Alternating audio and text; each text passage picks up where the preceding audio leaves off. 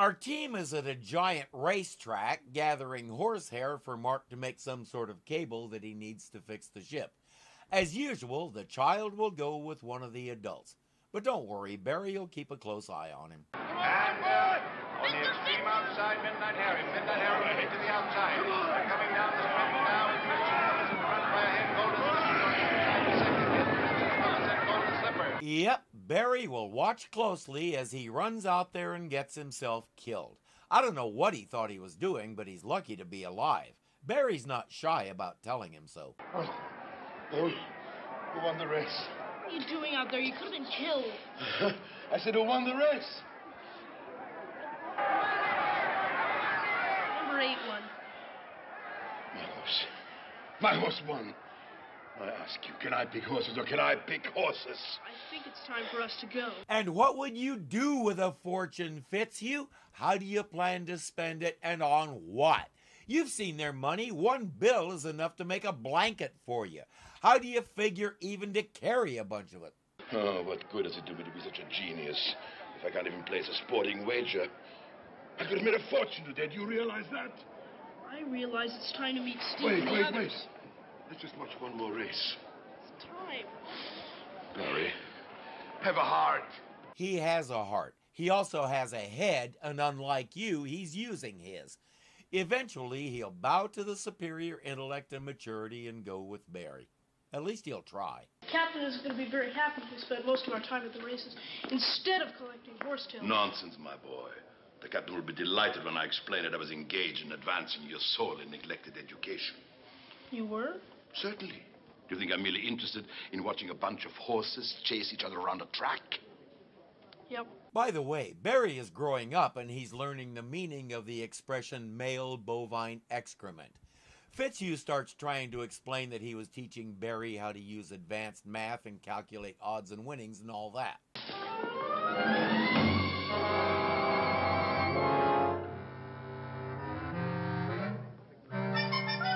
Barry!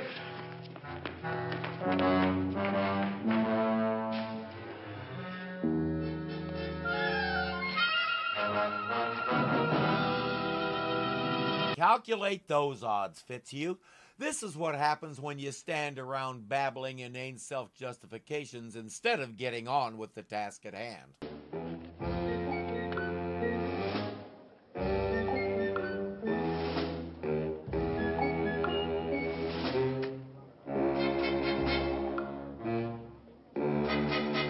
Speaking of the task at hand, that's what our friend there was reaching for. He didn't even see the little people. Ben Blue didn't do that much television and movie work. He owned multiple nightclubs where he did stand-up. According to the sources I managed to find, this was his last TV gig. Barry! Barry! Come back here! Look what I found. What is it? Just a pari-mutuel ticket on the next race, that's all. Must have fallen out of some careless giant's pocket. So? So now we have $10 riding on Salt Spray's nose at 7-1. And Salt Spray's the very horse I would have picked myself. Barry's answer is a very practical, so what? We need to get going. But he won't do it. He's determined to hide the ticket and then find a way to cash it in when the horse wins. Just think of the giant officials we can bribe with our winnings. Just think of all the supplies we'll be able to buy. But how? We can't show ourselves anywhere. That is always a way of doing things, my boy. Always. As long as you have the money. I hate to say it, but all too often he's right. Money makes the world go round, the world go round, the world go round. Fitzhugh won't leave until he watches the race. Naturally, his horse wins. Now to cash in the ticket. You know, this will make a very high-tensile cable if it's braided properly. Hey, what are you two looking so worried about? They're not that late. How about you want to bet they're down at the track watching the horses run? Come on, Dan.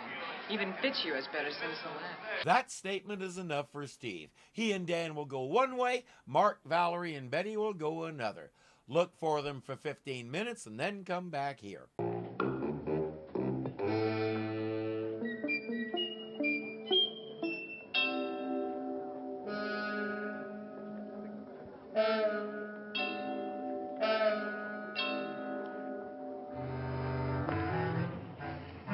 He's just liquored up enough that he'll follow the traveling ticket. He's also boozed up enough that he thinks somebody's watching him. What are you gawking at, you big oaf? You never seen an Earthman before? Gee, I thought you looked a little small, even for a jockey. Don't you know about little people? Don't you read the papers? Only the horse section, sir, when I can find it. Never mind that now. Fitzhugh says, take this ticket and cash it in and we'll split the money 50-50. Molly thinks that sounds like a pretty good deal, so he's off to do so.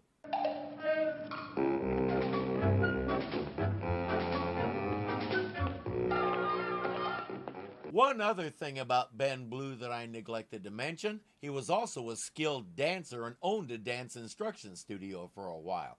It shows in the way he staggers because you can see in every fluid move that he knows exactly what he's doing. Boy, that goat sure is ornery looking, isn't he? Except for the beard, it kind of reminds me of Fitzhugh. And those of us who are familiar with how this show works are now wondering how that goat is going to fit into the story. Hey, you! Chief Rivers, head of track security. Where did you get that ticket you cashed it? Well, sir, Well, looky, you couldn't afford to buy it. What'd you do, steal it? Oh, I wouldn't steal it. Well, then. Well, All right, maybe we better go to my office and have a little talk. wait. It was given to me by some little people. Little people. Rivers says, take me to these little people and you can keep all that money. Since he can't prove Molly stole the ticket, he has no right to take the money from him, but this guy likes to make the rules as he goes along, especially when it could make him rich.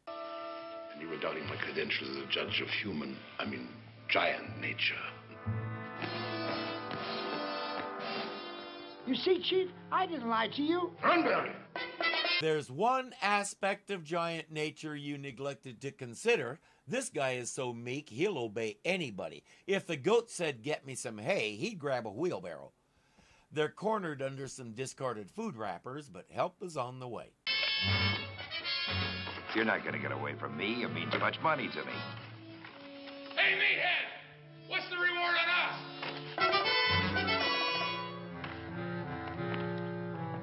If he was smart, he'd leave Molly there looking for Barry and Fitzhugh. Lucky for everybody concerned, he's not smart.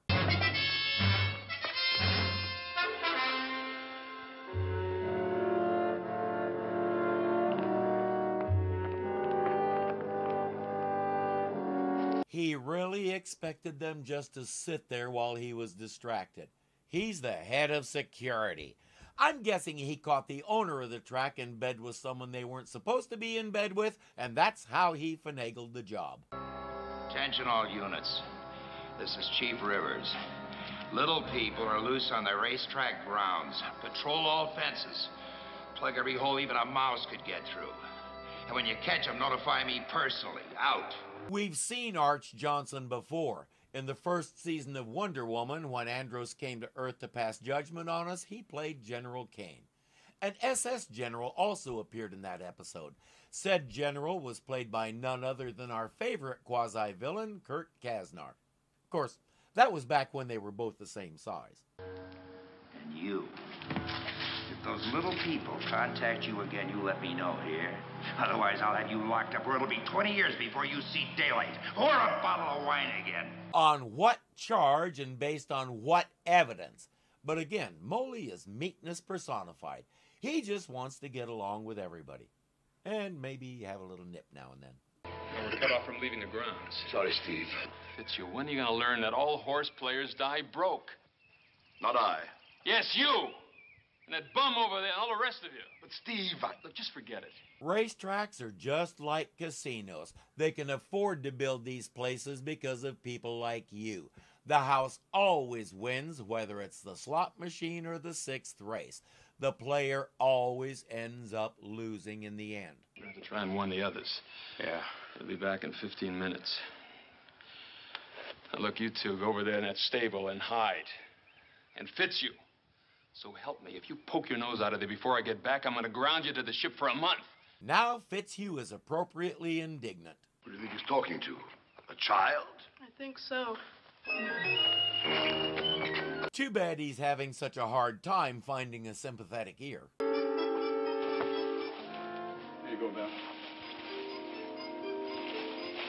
That's it. Let's go. Get out! He has all of them in the bag. Rivers comes to check it out. Well, I guess I get a piece of the reward, right, sir? Come on. Well, at least a little bonus and a couple of days off.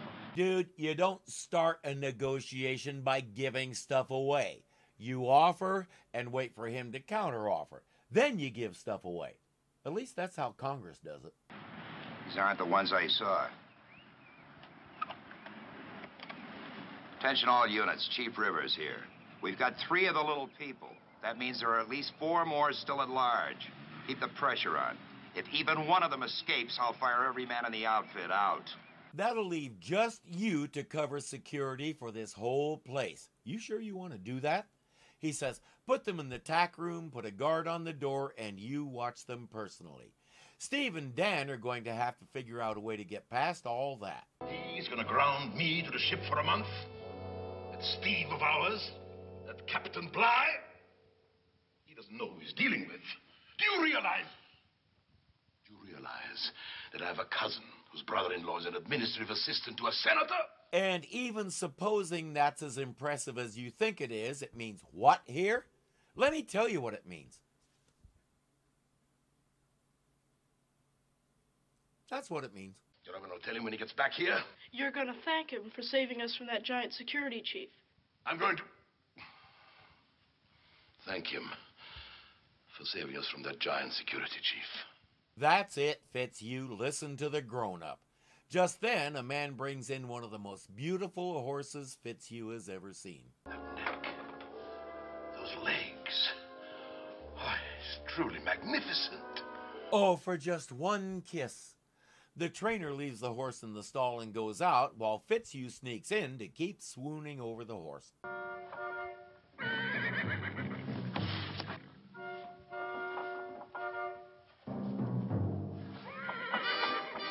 It's nice to know the 50s and 60s gave us some things we can most always count on. He's a bad guy, you can tell by the hat.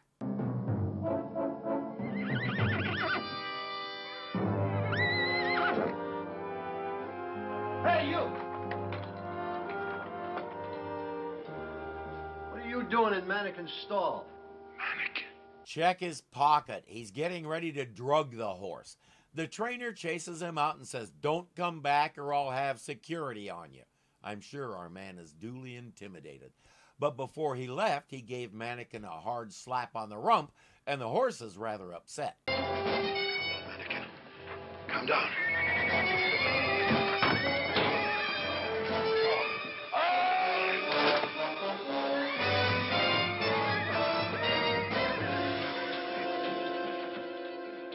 When Steve threatened to confine Fitzhugh to the ship for a month, I was going to suggest that they find some chain and make a collar and leash to be sure he stays. I suppose a bridle and bit would work just as well. Barry can't lift it, and he can't find anything strong enough to use as a lever. He's going to have to get creative. Speaking of creative... I think I see our ride.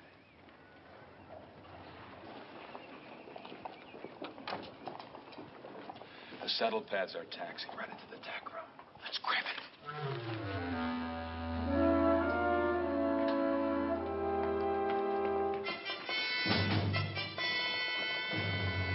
Just hope he doesn't shake it out before he goes inside.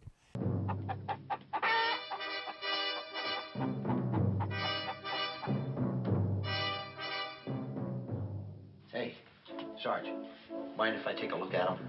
Come on, beat it. Go rub down a horse or something. Being an overbearing bully is one of the requirements for being a security guard here.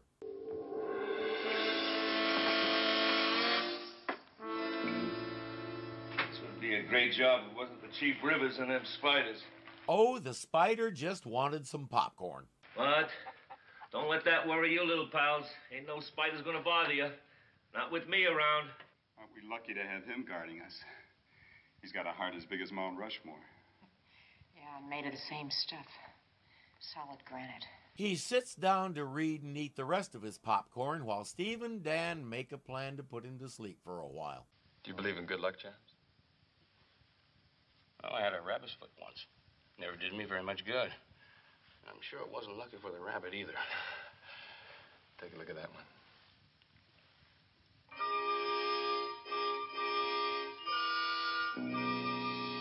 The way I learned it, you're supposed to hang it with the open side down so the luck can pour out. But this way is a lot more efficient for knocking someone on the head.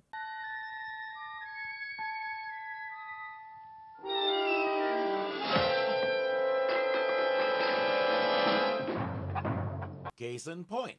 Now, when I was about 22, I was doing some work on our mining cabin in the mountains of southern Idaho. I was up on a standard 6-foot folding ladder doing some hammering. When I was done, I set the hammer down on top of the ladder and climbed down. I promptly forgot it was there and went to move the ladder. It hit me as perfectly as that horseshoe hit the sergeant, and it weighed about the same and fell about the same distance. It didn't knock me out. It hurt like nobody's business, but I wasn't even dazed. The worst thing that came out of that was my girlfriend called me Hammerhead for a month. Get me out of this alive. I'll never go near the horses again. All I can do is try, Mr. Fitzhugh. It'll never work, boy. Never in a million years. Easy, mannequin. Easy, horse.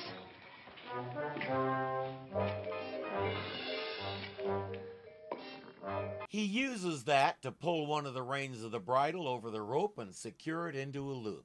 If he can get Mannequin to lift his head enough, the rope will tighten and lift the bridle off Fitzhugh. Hey! Mannequin!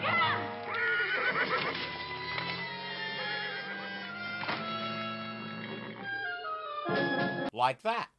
Harry, I owe you my life. No, you don't, Mr. Fitzhugh. Oh, yes. If it hadn't been for you, I bet this horse would have...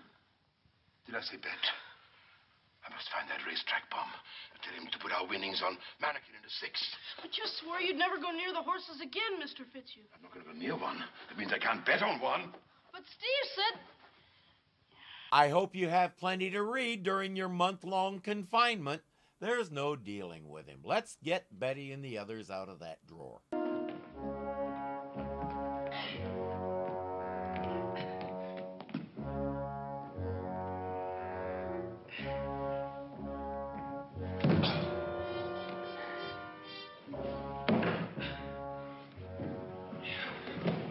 Very little is wasted in this show. That's the paint stick the sergeant was poking our friends with.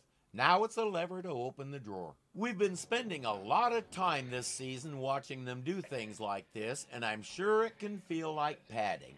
But we're doing good TV storytelling. We're showing what a struggle it is to do something as simple as opening a drawer in this world. It took Dan close to a full minute to push that horseshoe off its nails. Living, functioning, and otherwise doing anything in this world is hard. The balance between showing things that take a long time and not showing them is well thought out. For example, we didn't watch Dan climb all the way up to that horseshoe. We didn't watch Steve climb onto the table. We're careful to show things that not only advance the story, but tell us things we didn't know before, like what to do when you find yourself in a literal game of chicken.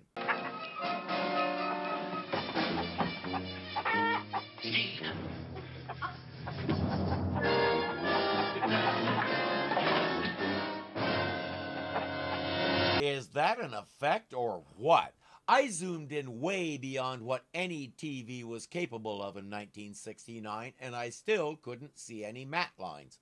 But then I zoomed out a little and I saw why. There aren't any matte lines on the characters because they didn't overlay the characters. They overlaid the whole drawer. They already had the giant drawer with the people in it, so why not just take the whole thing and insert it into the other shot? Take the actual drawer out of the normal-sized desk and use film tricks to insert this one. I finally realized that was how it was done when I saw that the drawer is off-center. Notice there's a big gap over here where it should be fitting, and on this side there's no gap at all. The side of the drawer is sort of melting into the front of the desk. It's subtle, and it probably took me 10 minutes of studying to spot it, which is a tribute to how well it's done. I hope whoever came up with that got the recognition they deserve because it's brilliant. And by the way, tossing a piece of popcorn will keep the chicken busy long enough to free our friends. And once they're out, harassing him with the stick will chase him off the desk. Get out of here, you stupid goat. Go on. Go on, chew. Go on, chew. I don't think popcorn will appease him, though. Rivers goes inside just as the sergeant is waking up. His man has a concussion and probably a good-sized scalp laceration. He should probably go to the hospital. Oh, how's it going, Sarge? Oh. If anything happened to those little people, they're gone. I'm sorry, Chief. Chief, I'm sorry. A piece of the roof must have come down and hit me on the head. A piece of the roof must have come down and hit you on the head. Or the chief can do that, but the little people are still on the desk. Hold it! You little pests. Don't you move or I'll squash you like bugs. You realize the reward requires them to be non-squashed? I just hold it.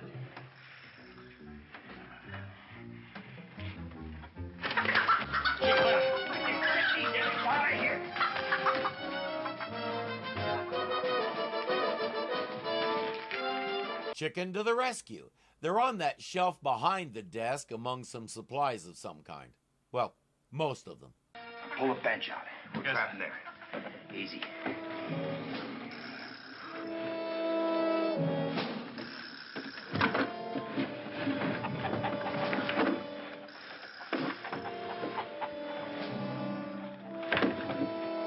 Mark, Dan, that's your cue. They take long enough, but they pull him up. Meanwhile, Valerie and Betty have been exploring this shelf. Come here. I don't see him. There they go. Looks like a rat hole. Well, let's hope nobody's home. Watch it. It's in that hole there. I need to pause here and say this is the most on-screen time Betty has had yet. And if you were watching her closely in that clip, you might notice something about her clothes. Come here. They're very loose-fitting. That's because Heather Young was pregnant. Rather than find a way to work it into the storyline, somebody decided to reduce her part. Most of the time, she's sitting in the ship waiting by the radio, as we've already seen. That's so they could film her from the waist up and pretend the baby bump wasn't there. I'll talk more about that in some future episodes. Right now, it should be safe to leave because our guards have decided the little people are long gone. Chief, does this mean I might not get my bonus? Bonus? You're lucky if I don't have you ground up for a horse meat. Get out of here.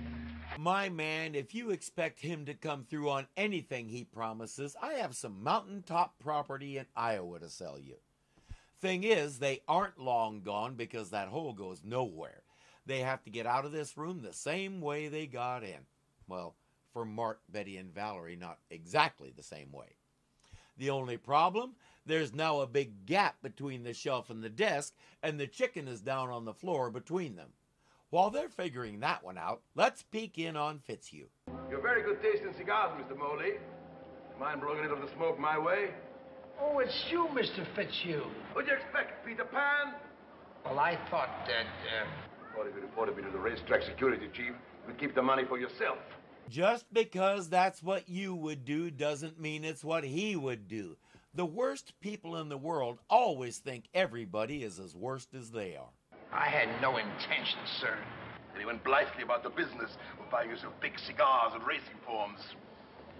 What else did you spend my money on? I didn't spend any of your money, sir. I have it all here in my pocket, and most of mine, too. I'll give it to you right now. How big is your wallet? Fitzhugh says, put it on Mannequin in the 6th race. Moley knows of a long shot that he was thinking about, but after more empty threats from his little friend, he agrees. Mannequin in the 6th. I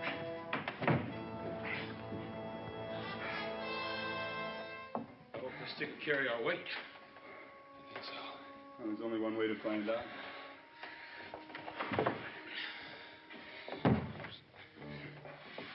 It's not exactly the Golden Gate, is it? Go ahead. They'll get across safely, which is fine because the chicken prefers popcorn anyway. He's back. Who, Steve? No, look. No, the man in the bad guy hat. And this time there's nobody to stop him. He goes into the stall and takes out a syringe.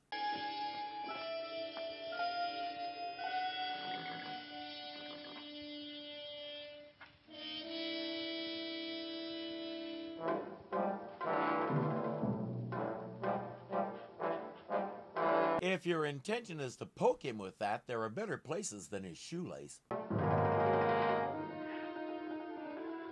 Just one shot of this good stuff, and you're gonna be quiet.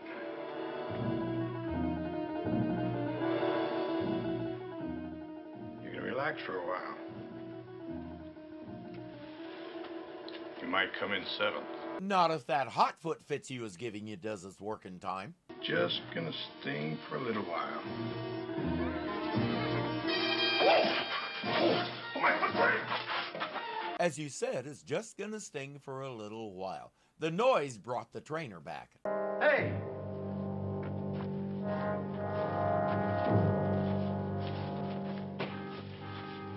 I thought I told you to stay out of here.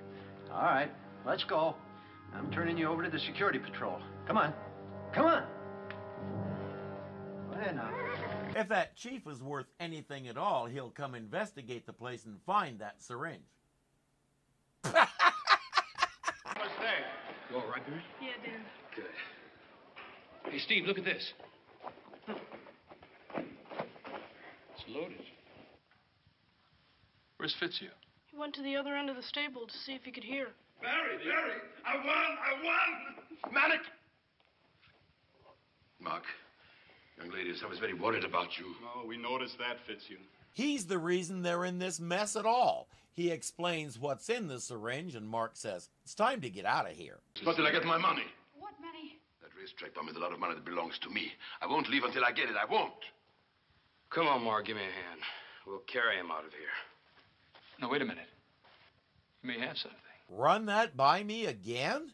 He says, let him get his money. He has it coming to him.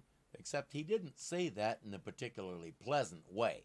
While Dan and Mark move the syringe, the others head off to get Fitzhugh his precious, whatever they call their money here. You want me to report you to Chief Rivers? That's right. Tell the chief I ask you to meet me at the stable to give me my money. Oh, I can't do that to you, Mr. Fitzhugh, after how nice you've been to me. But we're partners, aren't we, Moley? Oh, yes. Then trust me. Tell the chief I've warned you to come alone, or else I won't show up. Okay, Mr. Fitzhugh. I like Dan's idea better. He and Mark carry Fitzhugh and they get out of here.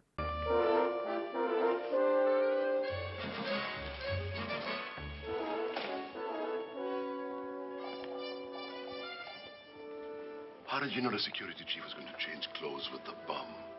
Because, my dear Watson, that's exactly what I would have done. Because Steve understands giant psychology even better than you do. I've changed my mind, Steve. I don't want to be debated. Fitzhugh, this is an honor. And let Mark have the honor of Dan. Look, they've got their jobs. Now, you do yours. Understand? In case you didn't notice, he's had enough of your crap. Steve joins Dan and Mark at the syringe. Here comes the chief. Get out of here, you stupid goat. Beat it. Go on, beat it. Beat it. We found out what the chicken was for, but we're still waiting for the big goat reveal. Sorry, Mr. Fitzhugh. You got your money. I'm in here.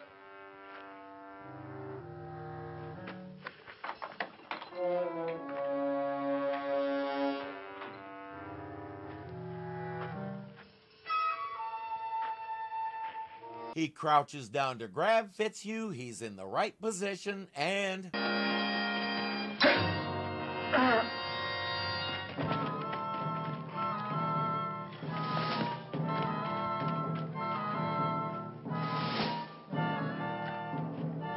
For once, we're a little bit real, which is to say it takes a good 10 seconds or so for the drug to take effect.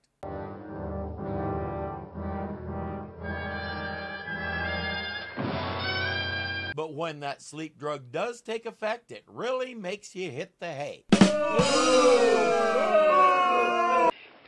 Stay close to the building. You won't even see us. Wait, where's Mr. Fitzhugh? I'll get Fitzhugh on the fence. He never learns. If there's a giant equivalent of Gamblers Anonymous, he needs to find a way to join. Fitzhugh! You're going the wrong way. I'm going to collect the money that's owed to me. What? Look, I've just about had it with you. I'm gonna... You're the what?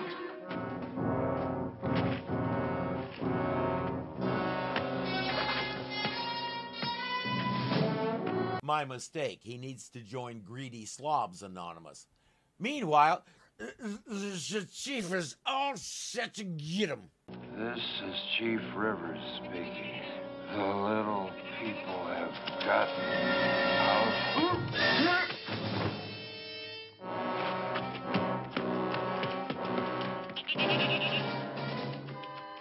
You should put your money on the goat. Oh, that's what the goat is for, to make the chief the butt of the joke. Boo! Tough crowd today. Mr. Fitzhugh, wait! I didn't want you to leave unless I said goodbye. The money from the 6th race. What did you do with it? He betted on a 40-to-1 shot in the 7th race, and won. Here's Fitzhugh's half. I'm rich! I'm rich!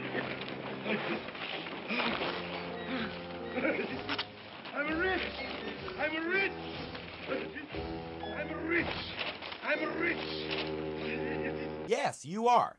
And the best thing you can do with it is give it to Mark and let him convert it into insulation and shielding for the ship, because that's about all it's good for to you, dimwit. You're right, Steve.